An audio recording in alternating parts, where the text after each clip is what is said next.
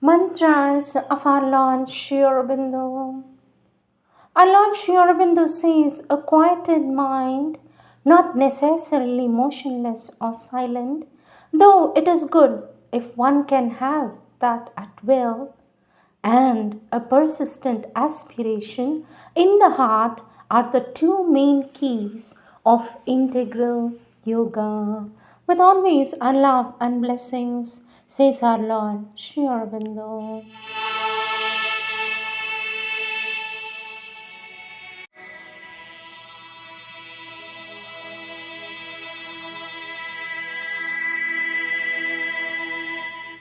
Sri Aurobindo's Savitri. Book 3, The Book of the Divine Mother. Canto 2, The Adoration of the Divine Mother. Page 351. A stillness, absolute, incommunicable, meets the sheer self-discovery of the soul.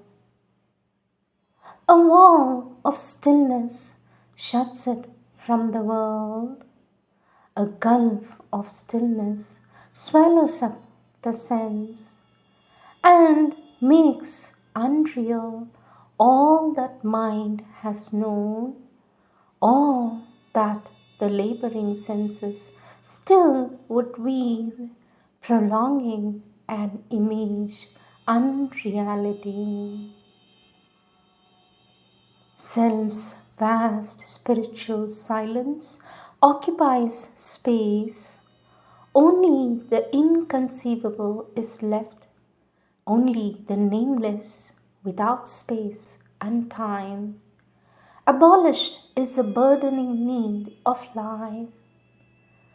Thought falls from us, we cease from joy and grief. The ego is dead. We are free from being and care. We have done with birth and death and work and fate. Oh, soul, it's too early to rejoice. Thou hast reached the boundless silence of the self. Thou hast leaped into a glad, divine abyss. But where hast thou thrown self's mission and self's power? On what dead bank on the eternal's road? One was within thee who was self and world. What hast thou done for his purpose in the stars?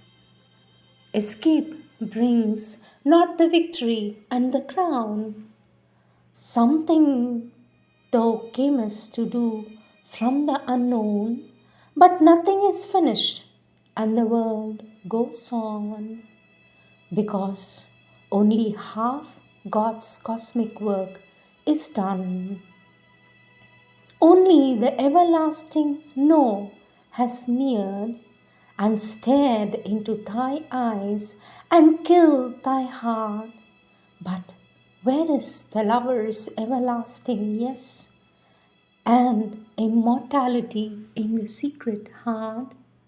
The voice that chants to the Creator fire, the symbol Om, the great ascending word, the bridge between the rapture and the calm, the passion and the beauty of the bride, the chamber where the glorious enemies kiss, the smile that saves the golden peak of things. This too is truth at the mystic fount of life. A black veil has been lifted. We have seen the mighty shadow of the omniscient Lord. But who has lifted up the veil of light? And who has seen the body of the King? The mystery of God's birth and acts remains.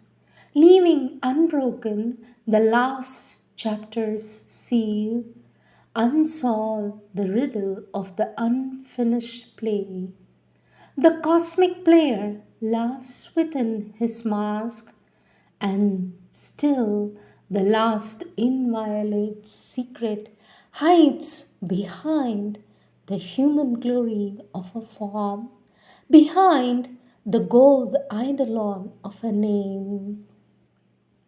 A large white line has figured as a goal, but far beyond the ineffable sun tracks blaze, what seemed the source and end was a wide gate, a last bare step into eternity.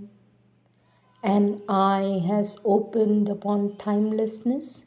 Infinity takes back the forms it gave, and through God's darkness or his naked light, his million rays return into the sun.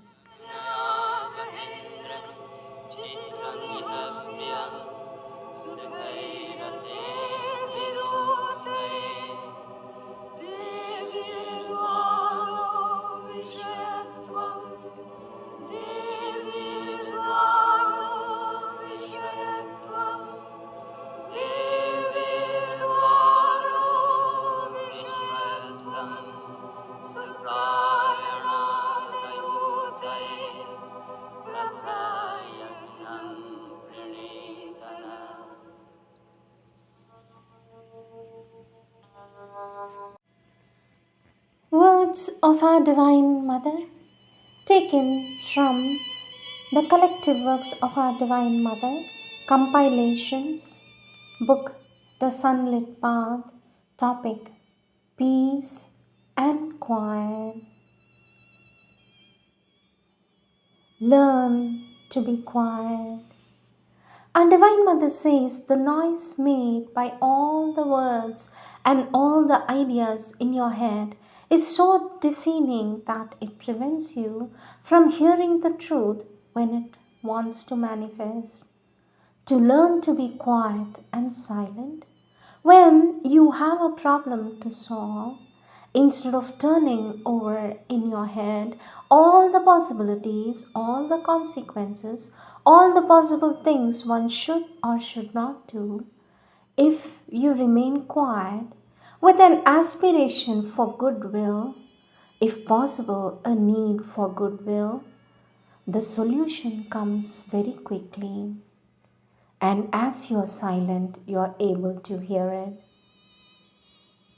When you're caught in a difficulty, says our Divine Mother, when you are caught in a difficulty, try this method. Instead of becoming agitated, turning over all the ideas and actively seeking solutions, of worrying, fretting, running here and there inside your head, I don't mean externally. For externally, you probably have enough common sense not to do that. But inside, in your head, remain quiet. And according to your nature, with ardor or peace, with intensity or widening, with all these together, implore the light and wait for it to come. In this way, the path would be considerably shortened. Question, sweet mother, how can we establish a well settled peace and silence in the mind? For this, our Divine Mother says, first of all, you must want it. And then you must try and must persevere, continuing trying. You sit quietly to begin with, and then instead of thinking of 50 things, you begin saying to yourself, peace, peace, peace, calm, peace. You imagine peace and calm. You aspire, ask that it may come. Peace, peace, calm. And then, when something comes and touches you and acts, say quietly like this, peace, peace, peace. Do not look at the thoughts, do not listen to the thoughts. You understand? You must not pay attention to everything that comes. You know, when someone bothers you a great deal and you want to get rid of him, you don't listen to him, do you? Good. You turn your head away, and our Divine Mother gives a gesture and think of something else. Well, you must do that. When thoughts come, you must not look at them, must not listen to them, must not pay any attention at all. You must behave as though they did not exist, you see, and then repeat all the time a kind of like an idiot who repeats the same thing always. Do the same thing, you must repeat peace, peace, peace. So you try this for a few minutes, and then what you have to do, and then another time you begin again. Sit down again and then try. Do this on getting up early in the morning. Do this in the evening while going to bed. You can do this. Look, if you want to digest your food properly, you can do this for a few minutes before eating. You can't imagine how much this helps in your digestion. Before beginning to eat, sit quietly for a while and then say, peace, peace, peace, and everything becomes calm. It seems as though all the noises were going far away, far, far away. Our Divine Mother stretches out her arms on both sides, and then you must continue. There comes a time when you no longer need to sit down. No matter what you're doing, no matter what you're saying, it is always peace, peace, peace. Everything remains here like this. It does not enter. A gesture gives our Divine Mother in front of the forehead. It remains like this. And then one is always in a perfect peace after some years. But at the beginning, a very small beginning, 2 or 3 minutes, it's very simple. For something complicated, you must make an effort. And when one makes an effort, one is not quiet. It is difficult. It is difficult to make an effort while remaining quiet. Very simple. You must be very simple in these things. It is as though you were learning how to call a friend. By dint of being called, he comes. Well, make peace and calm your friends and call them, come, peace, peace, peace, come. Next subtopic, sit down quietly. Our Divine Mother says, when you have a little time, whether it's 1 hour or few minutes, tell yourself, at last I have some time to concentrate, to collect myself, to relieve the purpose of my life, to offer myself to the true and the eternal. If you take care to do this each time, you are not harassed by outer circumstances. You would find out that you were advancing very quickly on the path. Instead of wasting your time in chattering, in doing useless things, reading things that lower the consciousness, it is better to be moderate, balanced, patient, quiet, but never to lose an opportunity that is given to you, that is to say, to utilize for the true purpose the unoccupied moment before you. Our Divine Mother says, when you have nothing to do, you become restless. You run about, you meet friends, you take a walk, to speak only of the best. I am not referring to things that are obviously not to be done. Instead of that, sit down quietly before the sky, before the sea, or under the trees, whatever is possible, and try to realize one of these things, to understand why you live, to learn how you must live, to ponder over what you want to do and what is to be done and what should be done, what is the best way of escaping from the ignorance and falsehood and pain in which you live. Question, sweet mother, how can we make our consciousness vast? For this, our Divine Mother says, there are many ways of doing this. The easiest way is to identify yourself with something vast. For instance, when you feel that you are shut up in a completely narrow and limited thought, will, consciousness, When you feel as though you were in a shell, then if you begin thinking about something very vast, as for example the immensity of the waters of an ocean, and if really you can think of this ocean and how it stretches out far and far in all directions like this, and our Divine Mother stretches out her arms, how compared with you, it is so far, far that you cannot see the other shore.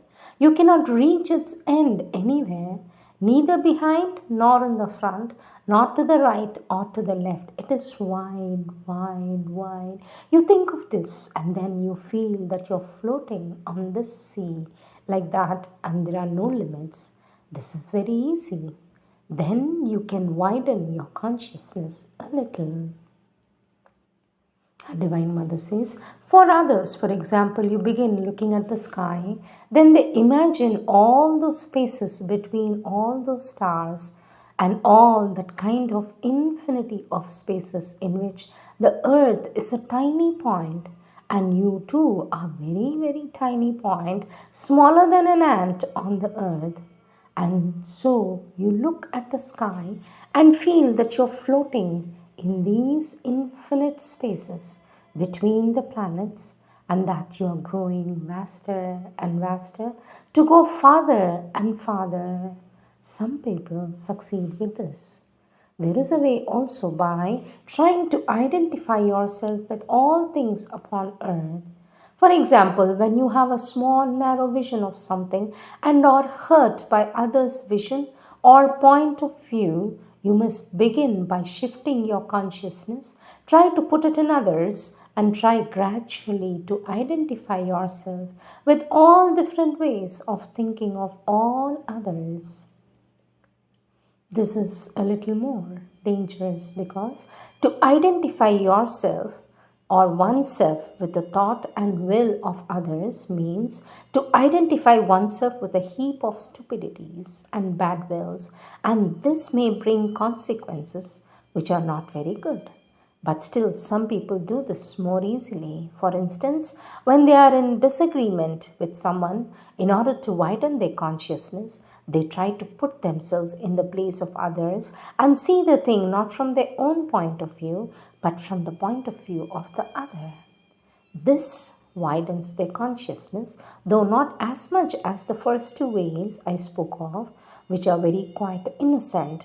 They do not do any harm, they do not do any kind of harm, they do so much good. They may make you peaceful. Our Divine Mother talks about the higher regions and opening to the higher regions and says, if you want to open to the higher region of consciousness and the force descends from above, quite naturally it establishes a silence in the lower region, for they are governed by this higher power which descends. This comes from the higher region of the mind or beyond, even from the supermind. So, when this force and consciousness comes down and enters into the consciousness of a lower plane, this consciousness becomes naturally quiet, for it is as though invaded, flooded by that higher light which transforms it. In fact, this is even the only way of establishing a constant silence in one's mind. It is to open oneself to a higher region and let this higher consciousness, force, light descend constantly into the lower mind and take possession of it. And here, when this happens, this lower mind can remain constantly quiet and silent because it is this one which acts and fills the whole being. One can act, write, speak without the mind being active, with this force which comes from above penetrating the mind and using it, and the mind itself just becomes a passive instrument. And in fact, this is the only way of establishing silence, for once this is established, the silence is established, the mind does not stir any longer. It acts only under the impulsion of this force when it manifests in it. It is like a very quiet, very silent field, and the force, when it comes, puts the elements into movement and uses them, and it finds expression through the mind without the mind's being agitated. It remains quiet, very quiet. Next question. Sweet mother, you speak of spiritual experience. What is an experience and how can one have it? For this, our Divine Mother says it is something which puts you in contact with a consciousness higher than the one you usually have. You have, says our Divine Mother, a certain feeling about yourself. You're not even aware of it. It is for you, your ordinary condition. You understand? Well, if suddenly you become conscious within of something very different, much higher than whatever it may be, this will be spiritual experience. You may formulate it with a mental idea, you may not formulate it. You may explain it for yourself, you may not. It may last, it may not. It may be instantaneous, but when there is this essential difference in the consciousness, and when naturally the quality that comes is very much higher, clearer, purer than what one usually has, then one can call this a spiritual experience. This means that there are thousands of different things which can be called spiritual experiences. For this, the child says, Sweet mother, should we aspire to have a spiritual experience?